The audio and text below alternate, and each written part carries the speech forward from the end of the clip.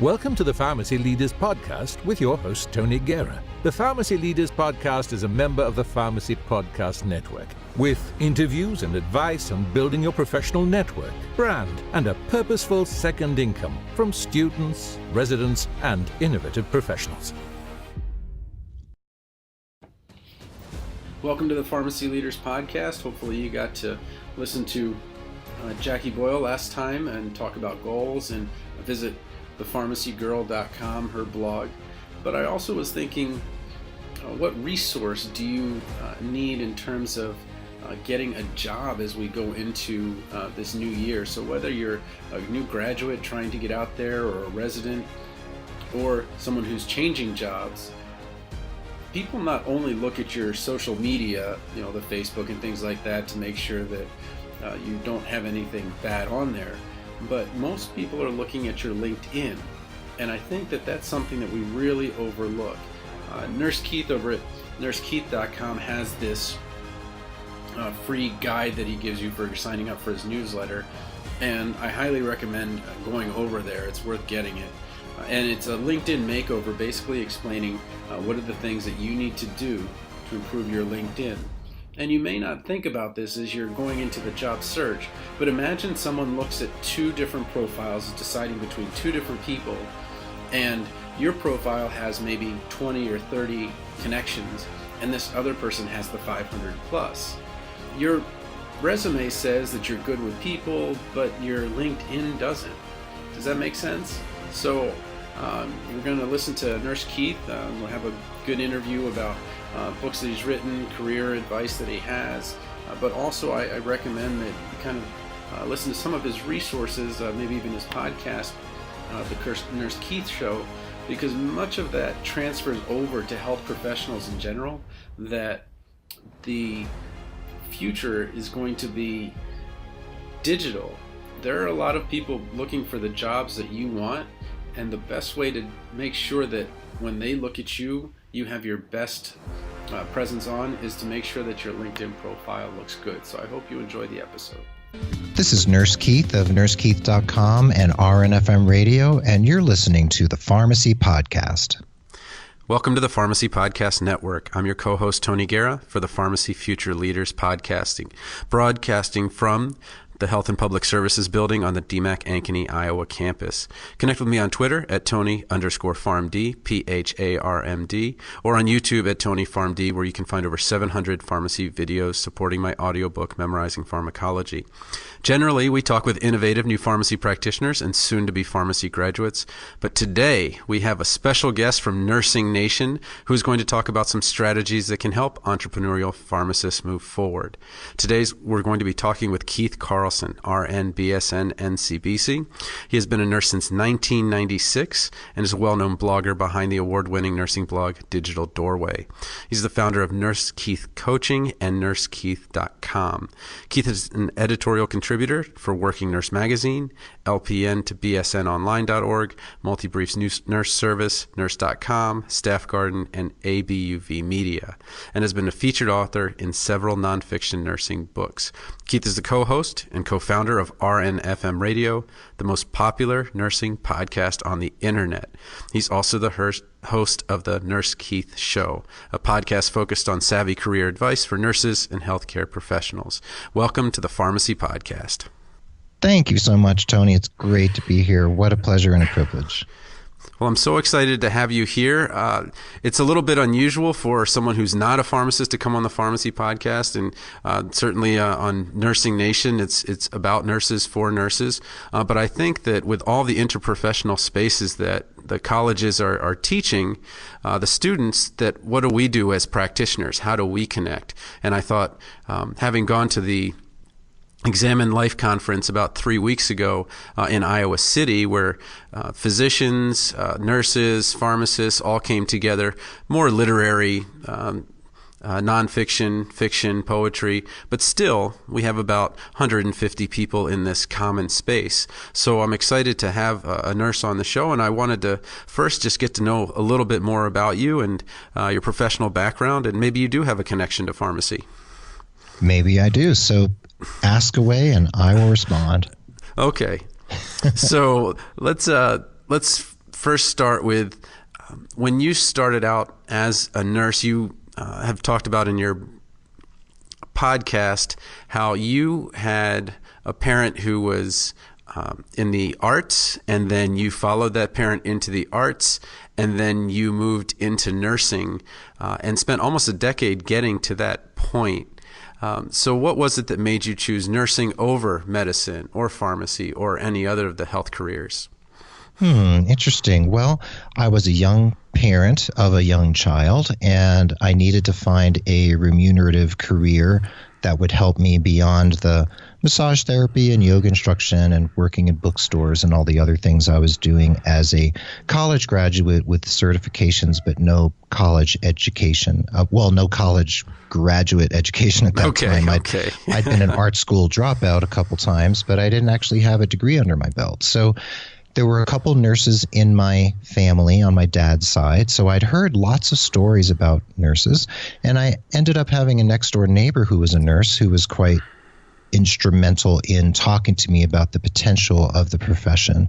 So I looked at PT, OT, nursing. I didn't look at medical school, mostly because of the time commitment and the financial commitment. It didn't seem like something that I was willing to undertake, and becoming a doctor wasn't really on my bucket list. So nursing seemed like the shortest route to a profession where I could make decent money, have lots of flexibility of time and schedule, also have a lot of flexibility in terms of what I decided to do over the course of my career, because nursing is so diverse and you don't have to stay in one silo if you don't want to.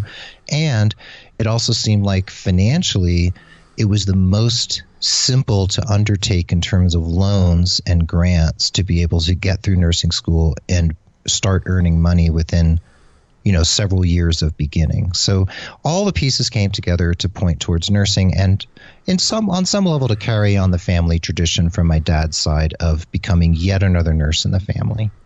That's awesome. I had a grandparent who was a nurse. My mother-in-law is a nurse. My sister-in-law is a nurse. And I ended up becoming a pharmacist. But we do have in common that we've been in practice for, I would say you are on year 20 and I'm on year 19. So our lives have been mostly in healthcare. But both of us have done something, which is to move from traditional roles. The traditional roles in pharmacy are hospital and retail. And recently you've moved completely out of a traditional role into what is coaching, and that kind of segues first into what I want to talk about is your book, because this is a quick way for someone who's thinking about maybe reading about you before they listen to the podcast or something like that. But tell me a little bit about your book and how you got into what I believe is nurse career coaching, and correct me if I get anything wrong in terms of the actual syntax or how I'm talking about it. Right, sure. So having been a blogger since 2005 and blogging about nursing pretty assiduously since 2007 or so, I realized that there were things that nurses were interested in, and mostly based on how they responded to my blog and the writing that I did. And as I started writing for other websites, because people started searching for nurse writers, and they started picking up on the fact that I had a little bit of thought leadership out there in the interwebs, that I might be a good person to bring on. So writing for other websites, I started getting a little more notoriety. And even though I wanted to start offering health and wellness coaching for nurses because I had burnt out and I knew what it felt like and knew what got me out of burnout, no matter what I said, no matter what I did or wrote, people kept asking me for career advice. Okay. So I decided to pivot from health and wellness, because nobody seemed to want to spend money on their own health and wellness, to career advice and career coaching. And I call my coaching holistic coaching, because I don't just coach on resumes and interviews, though I'm actually quite good at that. I also delve into some of the deeper stuff that is going on for people. And coaching is not psychotherapy or counseling, and I do refer people to psychotherapy and counseling when I feel it's called for, but we can dive slightly shallowly into the issues that are coming up for them around self-confidence, self-worth, etc. So the coaching is interesting because it allows me the ability to help someone make a more satisfying career for themselves by helping them figure out where they're going or where they'd like to be in a few years and putting together the tools to get them there. But then also looking at some of the other issues that are up for them and helping them to decide, okay, that's not going to work for me, but I'm going to take this direction for myself. And that really helps them, and it helps me feel like I'm really doing something for professionals who need a little guidance. And it sounds like it's a little bit tough to have this conversation with anyone because you can't talk to the people at work about another job that you might be interested in, because that might get to the employer or something like that. And you can't really talk to your friends. They might be your friends, but are they going to give you that kind of advice? So it sounds like this third-party advice is something that's really valuable and something that is really tough to get. How have you established yourself or your credibility? Because anyone can really call themselves a coach, but you believe I have some certification. I don't know if we have necessarily those certifications in the pharmacy world, but you do. Okay, so let me just say my little thing about coaching. So coaching is a wholly unregulated entity in the United States. Let's just focus on the United States. There's no licensing. There's no liability, really. I mean, there is liability, but there's no companies offering. Well, let's just say that it's unregulated. Sure. It's the Wild West, folks. Okay. So you, Tony, you could tomorrow throw up a website on Foursquare or Wix or Weebly and say, I'm a coach. And that's perfectly fine. And there are lots of coaches out there who have no training whatsoever who do a really good job because they're natural coaches. However, there are organizations that have been jockeying for position as the leaders or the certifying bodies for coaches, and like the International Coach Federation, those are great organizations that have created some standards and protocols which are really helpful and help consumers in terms of choosing a coach. So in terms of nursing, this is a long story. I'll make it super short. Barbie Dossi, Susan Luck, and some other nurses who've been in the holistic nursing field for decades decided they were going to codify what nurse coaches really are, what they do, and the skills that they need to have under their belt to actually be coaches. And they created, in concert with the American Nurses Association and the American Holistic Nurse Association, a designation of a nurse coach that is actually fairly rigorous and involves testing and certification process to get there. So nurses can go through all sorts of different fly-by-night or non-fly-by-night coaching trainings. I chose to become a board-certified nurse coach because it's actually recognized by the ANA, and that's super important to me as a coach and as a professional. Okay, so now we've established that you're a coach. You've been coaching before. You're very transparent about your fees. They're on your website. We won't get into that necessarily, but I guess what I want to do now is kind of turn a little bit to what students who are graduating are looking at.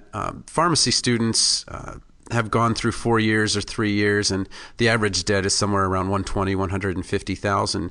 And the first thing they think, or I imagine the first thing they think when they get out of school, is find out that, well, you don't stop learning and that you may need to pay for coaching as well. And they say, well, I just paid this $100,000 or whatever it is.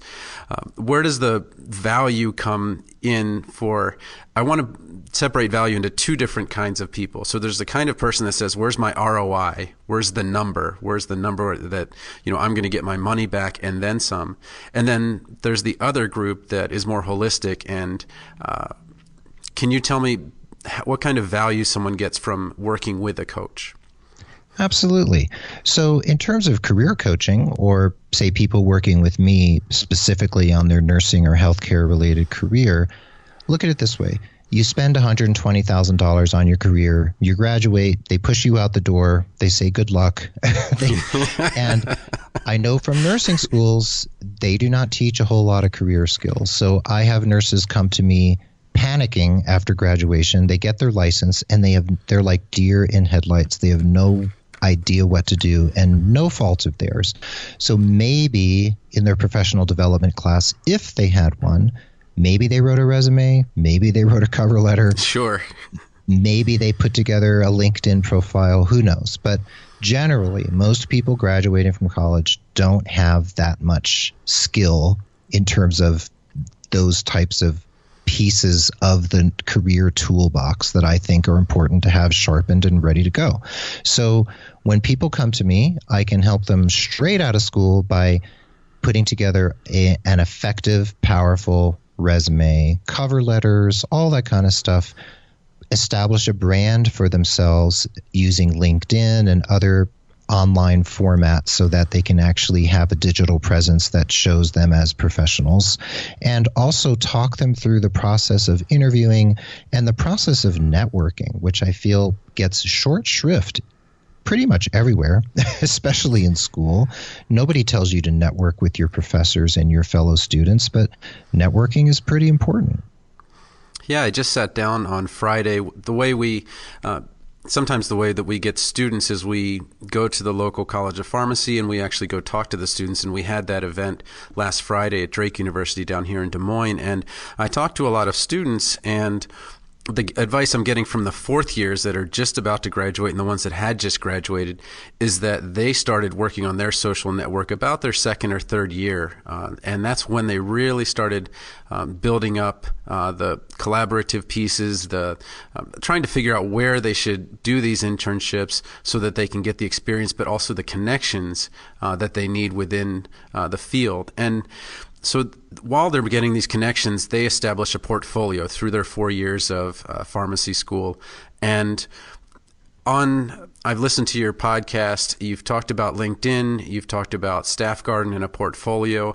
Can you explain the difference between a portfolio, LinkedIn, and how someone that has 4 years worth of content, 4 years worth of reflection on their what they've gone through in pharmacy school, what they've learned, what they want for their own futures. How do you put that all together for the public within LinkedIn, which you can only put one thing really, and then is a portfolio different, or maybe now you can have different portfolios for different employers or different jobs that you may want, because LinkedIn is very singular that way. And I know Microsoft just bought them, so if there's anything with that, please let us know.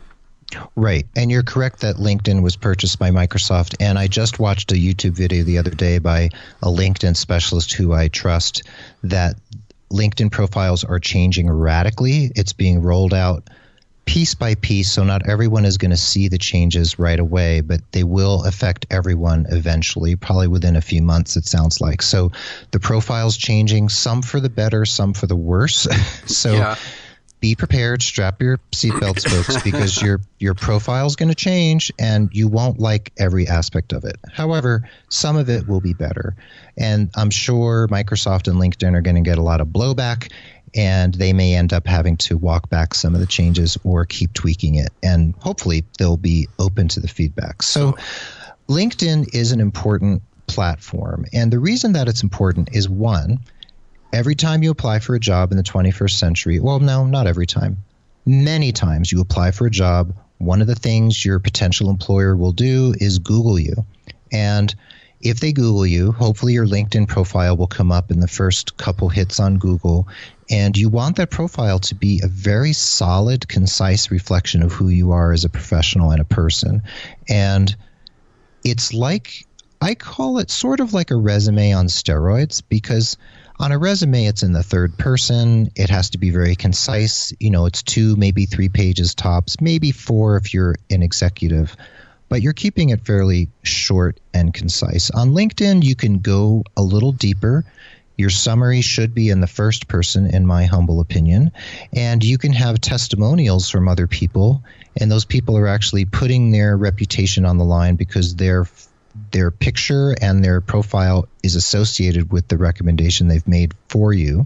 And that can empower your online presence by showing the number of people who trust you and why they trust you as a professional.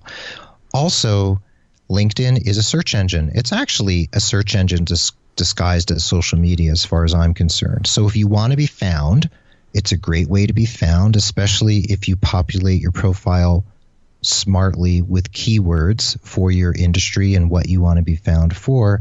And it's also a good way to find people. And I could talk for hours about the ways in which you could use it in a savvy way to find other people. So LinkedIn is powerful. It's also powerful because you can publish your own blog posts on LinkedIn Pulse, which is the native blog platform on LinkedIn. And if you want to position yourself as a thought leader, even in the interest of the future of your career, it's a great place to blog and a great place to put out your ideas to demonstrate your leadership and the ways that you think about your profession. Okay, and I'm keep asking you these questions because I have no interest in leaving my job. I hope to stay here for 20, 30 years. Good for you. Yeah, and well, it didn't start this way. So it's been, once you get to about 20 years, then you've walked enough miles maybe, and you say, okay. But I'm really just kind of fascinated that Nursing Nation and Pharmacy Nation both have this kind of challenge, which is, all right, we've been educated, our boards are very clinical, and then we have this completely different skill set that we need to get the absolute job that we want. So you didn't talk anything about the portfolio or StaffGarden. Can you explain that to me? Because I really don't know what that means.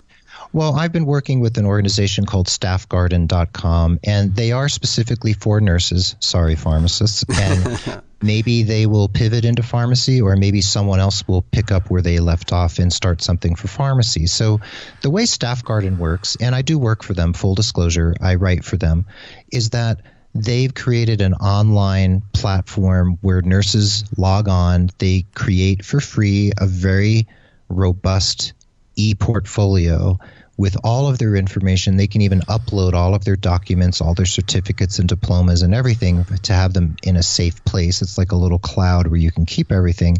And then StaffGarden will share your portfolio only with employers that you give them permission to share with. So employers are realizing that, oh my God, if I put a job position opening on Indeed, how many applications am I going to get? How many resumes do I have to Oh my review? gosh, yeah, I can imagine. Yeah, so some hospitals like Children's Hospital of LA, for instance, are partnering with StaffGarden and similar organizations to say, let's look at a smaller, more select group of potential employees and look at that pool of people rather than putting all of this out on Indeed, for instance. So there are other platforms where you can look for positions. And I have to tell you, having spoken with and heard from a number of recruiters, healthcare recruiters, many of them are tired of combing through thousands of emails for every position. So there are recruiters, this is true, who are really only looking for candidates on places like LinkedIn. They go on LinkedIn, they scroll through, they have a premium account, they can see everything that you've posted, and they can target you for specific positions rather than put out an ad and have to go through 5,000 resumes or 10,000 resumes. So there are positions out there that are not getting posted that you will only be found by you if you are findable. Okay, so let's talk about being findable and, well, not maybe being findable, but let's talk about a little bit about networking, because it's such a term that's thrown around, just like leadership is thrown around, is this kind of all-encompassing word. So let's talk a little bit about your book and some of the maybe high points of your book that you give nursing lessons to nurses about networking. And you first of all mentioned the 21st century, so it's contemporary. It's talking about how we have to do it now. And then talk a little bit about, I guess, some tips or things like that, because I almost feel like it's something that people wait for, and then they graduate, and then they try to connect, and that's really not the way to do it. It sounds like these conventions, that's the way to do it, and it's to do it over time, to build up slowly for a strong foundation rather than let's get as many followers as I can over the next couple months or something like that. Exactly. Sure. So my book's called Savvy Networking for Nurses, Getting Connected and Staying Connected in the 21st Century. And I have to say, even though it's nursey, it's niched for nurses because that's my niche, that it is actually useful for anyone in or outside of healthcare, because all of the basic information is there: LinkedIn, Twitter, Facebook, face-to-face networking, etc. So everything is there that you would need in terms of basic networking in the 21st century. So my basic overall thesis is that professionals, in order to create an optimal career, they need to network, and pretty much network assiduously all the time. And I talk about, you don't just network when you go to a meeting, you network when you're at the dog park, you network when you're out to dinner. And I don't mean that you're manipulating people and trying to see who's hiring and who's hot at every given moment. The fact is that networking is just a part of life. You're sitting at dinner and the person next to you starts talking about the hospital where they work, and you realize just by some careful eavesdropping that that person actually works at a hospital you're interested in, and you lean over and say, by the way, and you can fill in the blanks here. So there are lots of ways to network. Those are sort of the more informal, like chatting with someone at the dog park and realizing, oh, we both have an interest in holistic health. How interesting. Or there's also networking that you do very specifically. Whereas, let's say you go on LinkedIn, you use their advanced search function, you look in your zip code, and you look for people who are working in, let's say, hospice in your zip code, and you reach out to 4 particular people who are doing something of great interest to you. That's targeted networking. Maybe you ask one of them for an informational interview because I just want to understand what it is that they do on a day-to-day basis. That's deep targeted networking, where you're just chatting with a person about what they do because you want to make a connection and have an understanding of their world. There's other types of networking too, like you mentioned, conferences, seminars. There's lots of ways to network with people. And in my book, I make the point that you can choose the platforms that work for you. For people who are introverted, online networking can be a really useful way to get yourself out there without having to go face to face and, work a room, which can be very hard for some of us, especially the introverts in the room. You're an introvert? No, I'm not. Oh, okay. But I like to speak with introverts and help them learn that they can actually network. They could just do it in a different way. And you don't have to network with everyone. Just one person is perfectly fine. So that's part of the point I make. And then I also talk about branding, because personal branding is essential to your networking. You have to think about the experience people have when they interact with you. So that's the basic, broad thesis of the book, and it walks people through all of the basics for them to create a networking, I guess you'd say, a way of life, the way they're going to approach their career and their career development. Okay. Well, in Pharmacy Nation, we are... Many times admissions committees approve people approve applicants on their abilities in the physical sciences. So their ability in organic chemistry, regular chemistry, biology, anatomy.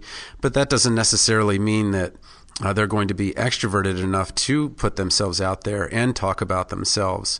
Can you talk a little bit about something that I've heard on your podcast, and it's not really tooting your own horn. You did a whole podcast episode on this, but just briefly, these students or these graduates may feel very, very, very uncomfortable talking about themselves in a way that is self-promotion, but without that self-promotion, they might not get the promotion or they might not get the job they want, where someone who is maybe less qualified but more outgoing would. What advice could you give someone who has the tools but is uncomfortable talking about themselves in that way? Great question, Tony. Okay. So in the 21st century, we have a pretty tight job market in many industries. And when you apply for a position, there are lots of people potentially applying for the same position. How do you make yourself stand out? So if you're writing a resume and you're uncomfortable tooting your horn and really highlighting the ways in which you are awesome and the ideal candidate for a position, how are you going to get noticed if you're not able to do that? So there are benefits to doing so. It can be done authentically, and I like to teach people how to do it authentically.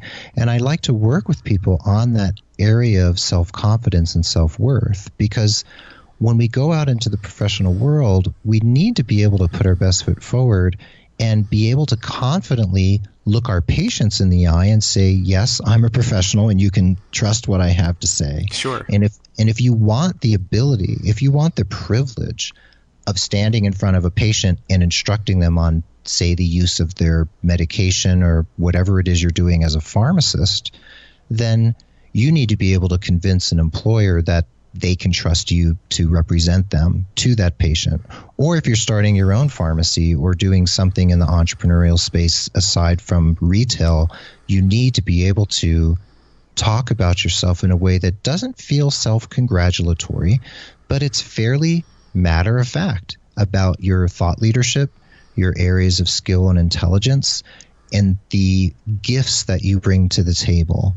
And when you sit in an interview across from someone and they're looking in your eye, it's fairly easy to tell as the interviewer if that person is really confident or if they're really just, if they're not able to verbalize what it is that makes them who they are.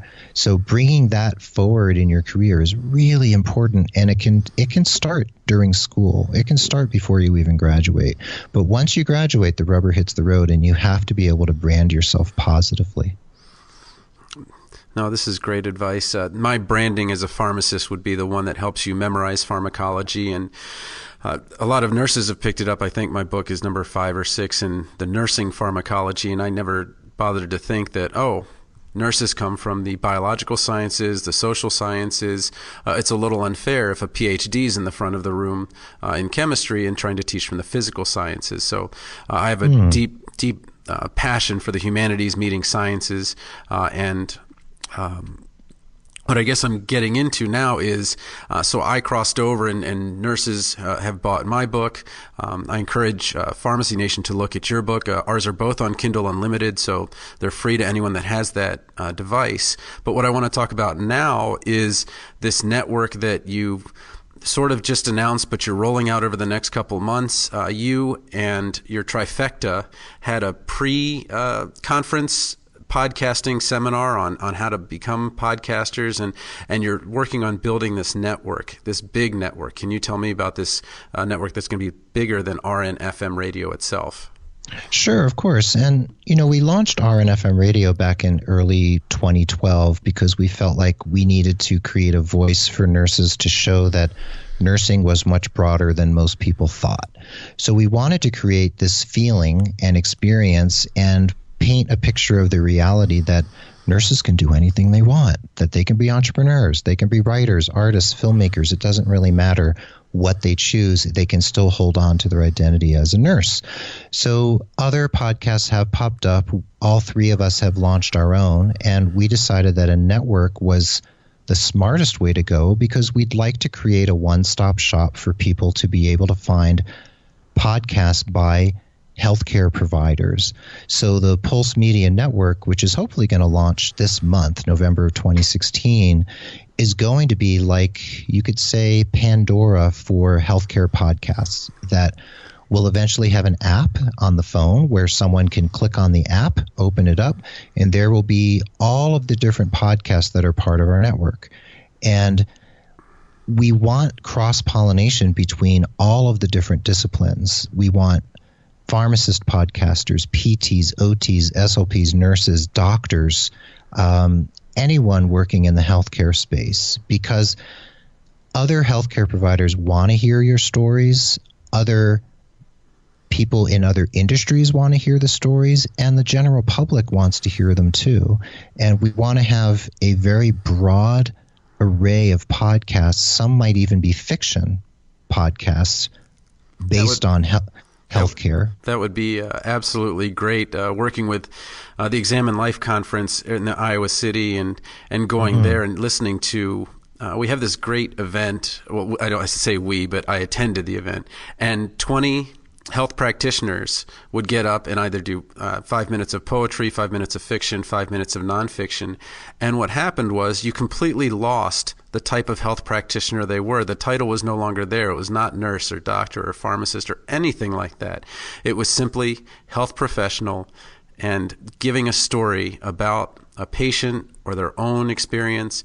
And I just, you can't get enough of it. So we ended up having 30 or 35. There's a ton of them, and I think that absolutely speaks to what you guys are doing. Can you talk about, or just at least give us the names of your partners in crime? So I know Innovation, and then the Next Shift with Elizabeth and Kevin, right? Right. So we have Your Next Shift, which is with Elizabeth Scala. She's one of my podcasting partners in crime, as you said, and she's a co-host on RNFM Radio. Then we have the Innovative Nurse Show with Kevin Ross. He's a serial nurse entrepreneur, and he's one of the co-founders of RNFM Radio. Then we have my show, The Nurse Keith Show, and then we have RNFM, which is basically the flagship show, because that's where it all began. There's other nurses who I can't mention right now who are actually starting to produce their shows, and those are going to be brought online hopefully this month.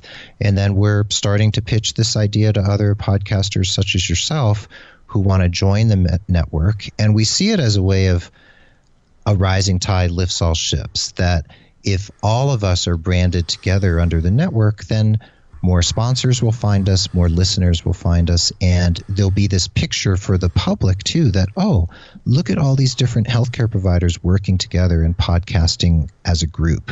And it'll give this feeling of multidisciplinary practice and thought, which I think is important for the public to get, for them to see that. No, I'm actually very, very excited about it.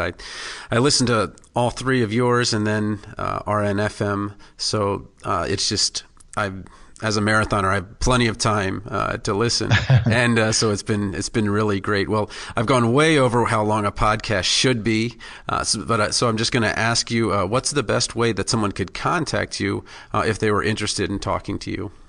Sure. I mean, the easiest way is to go to nursekeith.com, and then they can find my podcast, my blog, my contact information, and they can email me at keith@nursekeith.com. And I'm on all the social platforms, Pinterest, Twitter, Instagram, et cetera, et cetera. So they can find me there on Facebook. So I'm very visible, very easy to find. If you Google Nurse Keith, it won't be hard to locate me.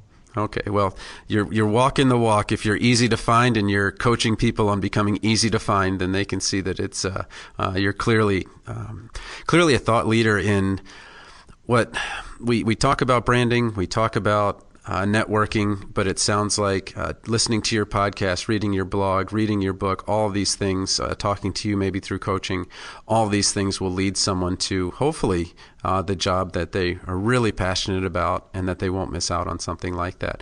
Well, Keith, I really appreciate you being on the Pharmacy Podcast.